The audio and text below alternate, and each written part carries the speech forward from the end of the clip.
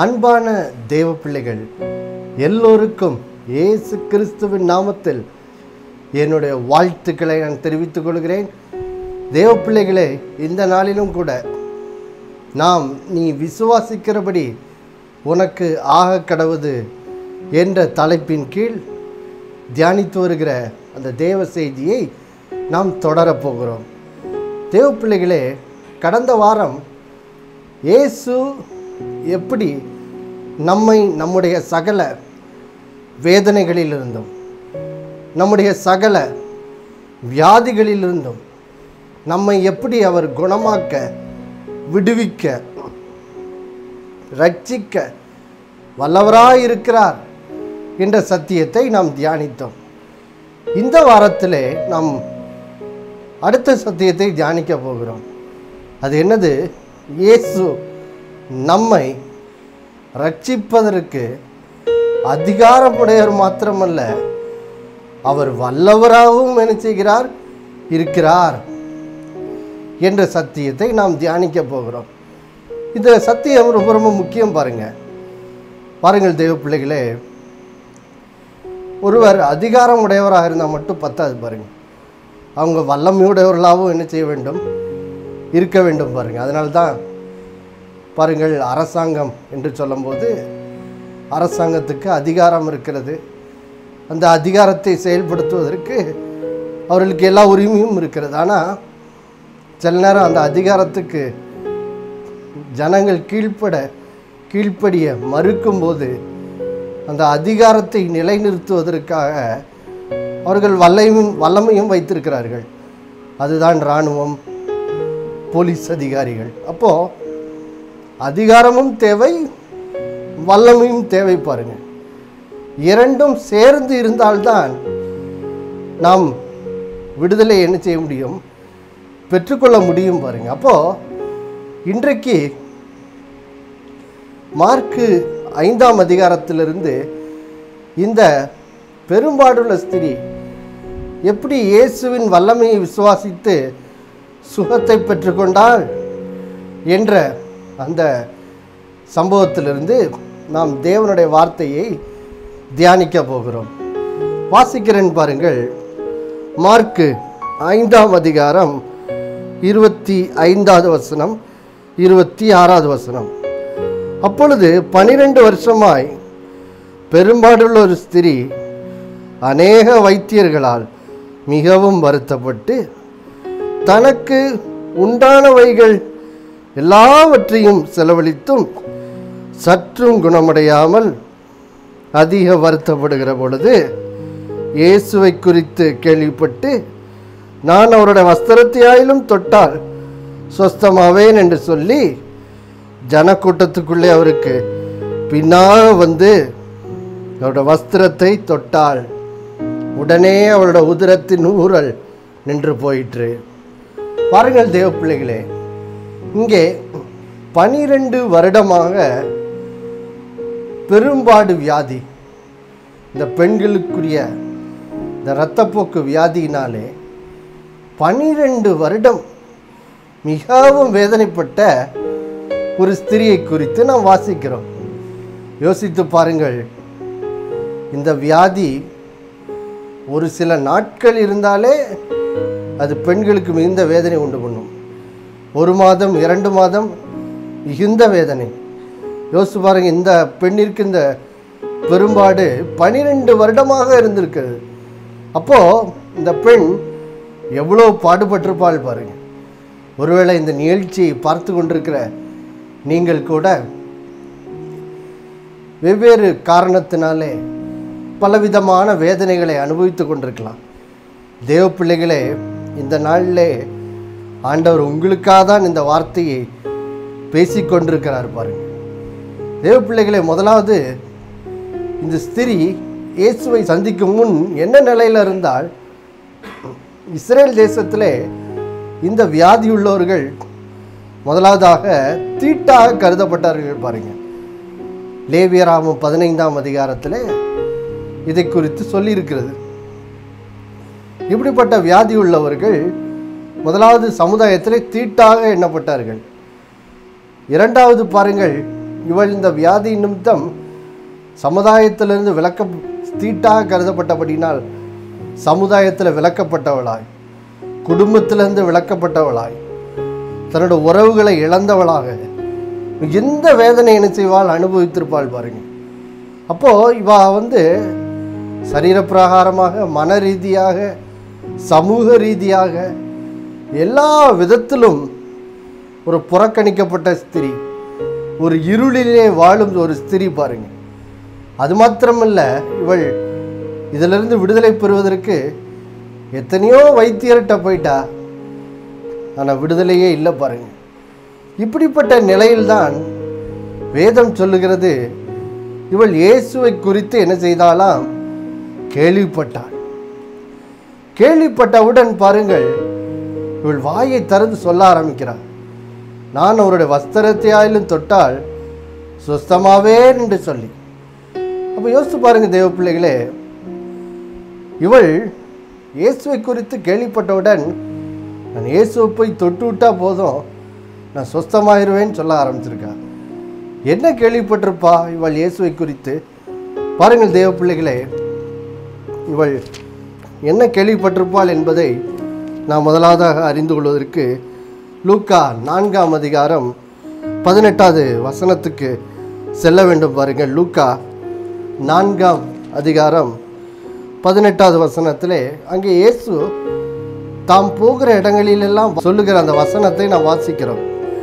இங்கே இயேசு சொல்லுகிறார், கர்த்தருடைய ஆவியானவர் என்மேல் இருக்கிறார், தரித்திரருக்கு சுவிசேஷத்தை பிரசங்கிக்கும்படி என்னை அபிஷேகம் பண்ணினார், இருதயம் நறுங்குண்டவர்களை குணமாக்கவும், சிறைப்பட்டவர்களுக்கு விடுதலையையும், குருடருக்கு பார்வையையும் பிரசித்தப்படுத்தவும், நொறுங்குண்டவர்களை விடுதலையாக்கவும் அவர் என்னை அனுப்பினார் என்று சொல்கிறார். பாருங்கள் தேவ பிள்ளைகளே, இங்கே இந்த ஸ்திரீ என்ன கேள்விப்பட்டிருப்பாள், இயேசுவை குறித்து என்ன கேள்விப்பட்டிருப்பாள் என்ற செய்தியை நாம் வாசிக்கிறோம். என்ன கேள்விப்பட்டிருப்பாள்?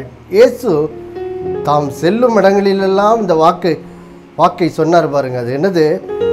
கர்த்தருடைய ஆவியானவர் என்னை அபிஷேகம் பண்ணியிருக்கிறாரு, என் மேலே தேவ வல்லமை இருக்குது. எதுக்கு? கட்டுண்டவர்களை கட்டவிழ்க்க, சிறைப்பட்டவர்களை விடுதலையாக்க, நொறுங்குண்டவர்களை விடுதலையாக்க, இருதயம் நறுங்குண்டவர்களை குணமாக்க. இப்படி வாழ்க்கையிலே நொறுங்குண்டு உடைந்து போய் இருக்கிறவர்களை விடுதலையாக்க தேவன் என்னை அபிஷேகம் பண்ணியிருக்கிறார் என்ற செய்தியை இவர் செல்லும் இடமெல்லாம் என்ன செய்தார்? பிரசங்கித்த ஆரம்பித்தார் பாருங்க. அப்போ இதை அநேக ஜனங்கள் என்ன செய்தார்கள்? விசுவாசித்தார்கள் பாருங்க. வேதத்திலே நாம் லூக்கா 6ஆம் அதிகாரத்திலே இப்படி வாசிக்கிறோம் பாருங்க. லூக்கா 6ஆம் அதிகாரத்திலே 18-19 வசனத்திலே இப்படி வேதம் சொல்லுகிறது, அசுத்த ஆவிகளால் வாதிக்கப்பட்டவர்களும் வந்து ஆரோக்கியம் அடைந்தார்கள், அவரிடத்திலிருந்து வல்லமை புறப்பட்டு எல்லாரையும் குணமாக்கினபடியினாலே ஜனங்கள் யாவரும் அவரை தொடும்படிக்கு வகை தேடினார்கள். பாருங்கள் தேவ பிள்ளைகளே, இங்கே இயேசு செல்லும் இடமெல்லாம் தாம் எப்படி அபிஷேகிக்கப்பட்டவர், எப்படி வல்லமை நிறைந்தவராக இருக்கிறார் ஜனங்களை விடுவிப்பதற்கு என்று சொல்லி அவர் பிரசங்கித்தவுடன் ஜனங்கள் ஒரு காரியத்தை உணர்ந்து கொண்டார்கள். அவரிலிருந்து தங்களை குணமாக்கும்படி வல்லமை புறப்பட்டது என்பதை உணர்ந்து அவரை தொடுமடிக்க என்ன செய்தார்கள்? வகை தேடினார்கள் பாருங்கள். அப்போ தேவ பிள்ளைகளே, இந்த பெரும்பாடு உள்ள ஸ்திரியும் இதை தான் கேள்விப்பட்டிருக்கிறாள். என்ன கேள்விப்பட்டிருக்கிறாள்? இயேசு மேசியாவாய் வந்துவிட்டார், அவர்தான் மேசியா, அவர் சிறைப்பட்ட என்னை விடுதலையாக்க, நொறுங்குண்ட என்னை குணமாக்க அவர் அபிஷேகிக்கப்பட்டிருக்கிறார். நான் இந்த பெரும்பாடு வியாதியினால் மிகவும் வேதனைப்பட்டு கொண்டிருக்கிறேன், எல்லா ரீதியிலும் நான் நொறுக்கப்பட்டவளாய் இருக்கிறேன். ஆனால் இந்த இயேசு என்னை குணமாக்க வல்லவர் என்பதை அவள் கேள்விப்பட்டிருக்கிறாள் பாருங்க. கேள்விப்பட்ட உடன் தான் வேதம் சொல்லுகிறது, மார்க்கு 5ஆம் அதிகாரத்திலே 28, 29 அவள் இதை கேள்விப்பட்டவுடன் இயேசு தன்னை சொஸ்தமாக்க வல்லவராக இருக்கிறபடினால் அவரை தொட்டால் நான் சொஸ்தமாவேன் என்று சொல்லி அவர் தன் வாயினாலே சொல்ல ஆரம்பிக்கிறாள்.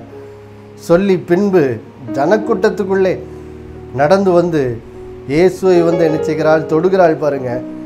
தொட்ட உடனே அவள் சுகம் பெற்றுக்கொள்கிறாள். சுகம் பெற்றுக்கொள்கிறாள். இயேசு தன்னிலிருந்து வல்லமை புறப்பட்டது என்பதை அவர் என்ன செய்கிறார், உணர்கிறார் பாருங்க. இப்போ பாருங்கள் தேவ பிள்ளைகளே, இந்த ஸ்திரிக்கு இயேசு எப்படி தன்னை குணமாக்க வல்லவராய் இருக்கிறார், இவர் சகல வல்லமையுடையவர் என்பதை இவள் அறிந்து உணர்ந்து அதை விசுவாசித்தாள் பாருங்க. விசுவாசித்தபடியால் பாருங்கள், இவள் அதை கேள்விப்பட்டவுடன் தான் இருந்த இடத்திலிருந்து எழுந்து வந்து ஜனக்கூட்டத்தின் நடுவே வந்து இயேசு விசுவாசத்தோடு தொடுகிறாள். தொட்ட உடனே இயேசுவுக்குள்ளிருந்து வல்லமை புறப்பட்டு வந்து இவளோட 12 வருட வியாதி வேதனைக்கு ஒரு முடிவு என்ன செய்கிறது, வருகிறது பாருங்க. இப்போ பாருங்கள் தேவ பிள்ளைகளே, இன்றைக்கு நாம் ஒன்று புரிந்து கொள்ள வேண்டும். இந்த இயேசு நேற்றும் இன்றும் என்றும் மாறாதவராய் இருக்கிறார் என்று சொல்லி எபிரேயர் 13:8 சொல்லுகிறது பாருங்க. அன்றைக்கு சர்வ வல்லமையுடையவராய் ஜனங்களை சுகமாக்கும்படி சுற்றி திரிந்த இயேசு கிறிஸ்து இன்றைக்கும் நம்மை குணமாக்குவதற்கு அதே வல்லமை உடையவராக என்ன செய்கிறார், இருக்கிறார் பாருங்க. அப்போ நாம் இந்த சுகத்தை பெற்றுக்கொள்வதற்கு நாம் என்ன செய்ய வேண்டும் பாருங்கள் தேவ பிள்ளைகளே, நாமும் கூட இந்த ஸ்திரியை போலதான் விசுவாசிக்க வேண்டும் பாருங்கள். இந்த ஸ்திரீ விசுவாசித்தாள், இயேசு என்னை குணமாக்க வல்லவர். இந்த பெரும்பாடு ஒரு பெரிய வியாதி தான், மோசமான வியாதி தான். ஆனால் இயேசு என்னை குணமாக்க வல்லவராய் இருக்கிறார் என்று சொல்லி அவள் விசுவாசிக்கிறாள் பாருங்க. விசுவாசித்தபடினாலே பாருங்கள் தேவ பிள்ளைகளே, அவள் எழுந்து வந்து இயேசுவின் வஸ்திரத்தை என்ன செய்கிறாள், தொடுகிறாள். அப்போ தேவ பிள்ளைகளே, இன்றைக்கு நீங்களும் கூட வீடுகளிலே இந்த வார்த்தைகளை என்ன செய்து கொண்டிருக்கிறீர்கள், கேட்டுக்கொண்டிருக்கிறீர்கள். எப்படி இயேசு அபிஷேகிக்கப்பட்டவராக இருக்கிறார், அவர் வல்லமை நிறைந்தவராக இருக்கிறார். எதற்காக? உங்கள் வியாதி வேதனைகளிலிருந்து குணமாக்குவதற்கு அவர் வல்லமை நிறைந்தவராக இருக்கிறார். தேவ பிள்ளைகளை, அவர் போதுமானவராக இருக்கிறார். அப்போ இன்றைக்கு நாமும் கூட இந்த செய்தியை கேட்டுக்கொண்டிருக்கிறோம். ஒருவேளை நம்முடைய நிலைமை கூட இந்த ஸ்திரியை போல மிகுந்த வேதனை உள்ளதாக இருக்கலாம், மிகுந்த வேதனை நிறைந்ததாக இருக்கலாம். ஒருவேளை நமக்கு ஒரு எதிர்காலம் உண்டா இனி அப்படிங்கிற ஒரு கேள்விக்கூறி கூட இருக்கலாம் பாருங்க. ஆனால் தேவ பிள்ளைகளே, இன்றைக்கு நீங்கள் நல்ல செய்தியை கேட்கிறீர்கள். இயேசு கிறிஸ்து உங்களை குணமாக்க வல்லவராக இருக்கிறார். அவர் வல்லவராக இருக்கிறார் தேவ பிள்ளைகளே. அவரோட வல்லமை 2000 வருஷத்துக்கு முன்னாடி ஜனங்களை குணமாக்கிய அந்த வல்லமை இன்னும் குறையவே இல்லை. அதே வல்லமையுடையவராக இருக்கிறார் பாருங்க. அப்போ இன்றைக்கு நாமும் இதை என்ன செய்ய வேண்டும், விசுவாசிக்க வேண்டும். ஒருவேளை சில மோசமான சூழ்நிலையில, மோசமான பிரச்சனைகளிலே நாம் கட்டப்பட்டவர்களாக இருக்கலாம். எந்த சூழ்நிலையாக இருந்தாலும் பரவாயில்ல, இயேசுவின் வல்லமை நம்முடைய 12 வருட வேதனைக்கு ஒரு நொடியில் என்ன செய்துவிடும், அது முடிவை என்ன செய்துவிடும், தந்துவிடும் தேவ பிள்ளைகளை. அப்போ இன்னைக்கு நம்ம இதை விசுவாசிக்க வேண்டும். இயேசு அதிகாரமுடையவர், அது முதலாவது காரியம். ரெண்டாவது, அந்த அதிகாரத்தை செயல்படுத்துவதற்கு அவர்கிட்ட வல்லமையும் என்ன செய்து இருக்கு. என்பதை நீங்கள் நம்ப வேண்டும் பாருங்கள். இந்த பெரும்பாடு உள்ள ஸ்திரீ அதை தான் நம்பினாள், விசுவாசித்தாள். இயேசு என்னை குணமாக்க வல்லவராக இருக்கிறார் என்பது உள்ளத்தில் என்ன செய்கிறாள்? நம்புகிறாள். நம்பினதுனாலே பாருங்கள் தேவ பிள்ளைகளே, இயேசுக்கு பின்பாக சென்று சுகத்தை என்ன செய்கிறாள்? பெற்றுக்கொள்கிறாள் பாருங்கள். அப்போ தேவ பிள்ளைகளே, இன்றைக்கு நீங்கள் இதை கேட்டுக்கொண்டிருக்கிறீர்கள். உங்கள் உள்ளத்தில் நீங்கள் ஒரு முடிவுக்கு வர வேண்டியதாக இருக்கு பாருங்கள். இயேசு என்னையும் குணமாக்க வல்லவர், இயேசு என்னையும் குணமாக்க வல்லவர் என்பதை விசுவாசிக்க வேண்டும் பாருங்கள். தேவ பிள்ளைகளே, இதைதான் கர்த்தர் ஆபிரகாமுக்கும் என்ன செய்கிறார்? வெளிப்படுத்துகிறார் பாருங்க.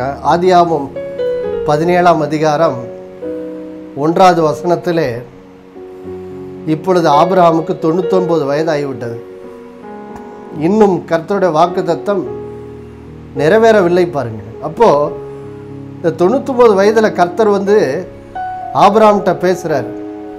நான் வாக்குத்தத்தத்தை நிறைவேற்ற வல்லவராக இருக்கிறேன், என் வல்லமை மாறவில்லை என்பதை சொல்லும்படி ஆபிரகாமிடத்தில் இதை பேசுகிறார் பாருங்கள். ஆதியாகமம் 17:1 வேதம் இப்படி சொல்லுகிறது, கர்த்தர் ஆபிரகாமுக்கு தரிசனமாகி, நான் சர்வ வல்லமையுள்ள தேவன், நீ எனக்கு முன்பாக நடந்து கொண்டு உத்தமனாயிருன்னு சொல்கிறார் பாருங்க. ஆண்டவர் சொல்கிறார் பாருங்க, அவர் சர்வ வல்லமையுள்ள தேவன், சர்வ வல்லமையுள்ள தேவன். அவரால் செய்யக்கூடாத அதிசயம் ஒன்றுமே இல்லை பாருங்க. இதை 18ஆம் அதிகாரத்தில் ஆபிரகாமிடத்தில் சொல்லுவார் பாருங்க. ஆதியாகமம் 18:14 வேதம் சொல்லுகிறது, கர்த்தரால் ஆகாத காரியம் உண்டோ? உற்பவ காலத்தில் திரும்ப வருவேன், அப்பொழுது சாராளுக்கு ஒரு குமாரன் இருப்பான் என்றார் பாருங்க. கர்த்தரால் ஆகாத காரியம் ஒன்றுமில்லை தேவ பிள்ளைகளே. தேவனால் எல்லாம் என்னது கூடும் பாருங்க. அதனால தான் இயேசு அதை சொன்னார். இது மனுஷரால் கூடாது தான், தேவனால் எல்லாம் கூடும்னு சொன்னார் பாருங்க. அப்போ தேவ பிள்ளைகளே, இன்றைக்கு நீங்கள் இதை விசுவாசிக்க வேண்டும். என் தேவனால் எல்லாம் கூடும். ஆபிரகாம் இதை தான் விசுவாசித்தா பாருங்க. தேவன் ரோமர் 4:21 சொல்லுகிறது, தேவன் வாக்கு பண்ணினதை அவர் நிறைவேற்ற வல்லவராக இருக்கிறார் என்று அவர் முழு நிச்சயமாய் நம்பி தேவனை மகிமைப்படுத்தினார். தேவன் தன்னோட வாழ்க்கையில் அற்புதம் செய்ய வல்லவர் என்பதை நம்ப ஆரம்பித்தான் பாருங்க. நம்பினவுடன் அவனோட வாழ்க்கையில் அற்புதம் என்ன செய்தது? நடந்தது பாருங்க தேவ பிள்ளைகளே, நடந்தது. அதனால் தேவ பிள்ளைகளை, இந்த நாளிலே நீங்களும் நம்ப போகிறீர்கள். இந்த நாளில் நீங்களும் நம்ப போறீங்க, ஆண்டவரே எனக்கும் நீங்கள் அற்புதம் செய்ய வல்லவரப்பா, என்னோட பல வருட வேதனையை நீர் மாற்ற வல்லவர் என்பதை இந்த நாளில் நான் விசுவாசிக்கிறேன் ஆண்டவரே என்று சொல்லி விசுவாசித்து நாம் இப்பொழுது எல்லாரும் சேர்ந்து ஜெபிக்கலாமா? கர்த்தர் நம்மையும் இந்த நாளிலே குணமாக்குவார், விடுவிப்பார். ஜெபிக்கலாமா? அன்புள்ள பரலோக பிதாவே, ஆண்டவராகிய இயேசு கிறிஸ்துவின் நாமத்தில் உம்முடைய சமூகத்தில் வருகிறோம் அப்பா. இந்த நாளிலே நீ பேசின உம்முடைய வார்த்தைக்காக ஸ்தோத்திரம் ஆண்டவரே. 12 வருட பெரும்பாடுள்ள ஒரு ஸ்திரியை நீர் எப்படி குணமாக்க வல்லவர் என்பதை நாங்கள் பார்த்தோம் ஆண்டவரே. எவ்வளோ பெரிய கஷ்டத்திலிருந்தும் எங்களை குணமாக்க நீர் வல்லவராக இருக்கிறீர் என்பதை இந்த நாளில் கற்றுக்கொண்டோம் அப்பா. அதனால் இந்த நாளில் நம்முடைய பிள்ளைகள் இந்த சத்தியத்தை விசுவாசிக்கட்டும் ஆண்டவரே. நீர் குணமாக்க வல்லவர் என்பதை விசுவாசிக்கட்டும்.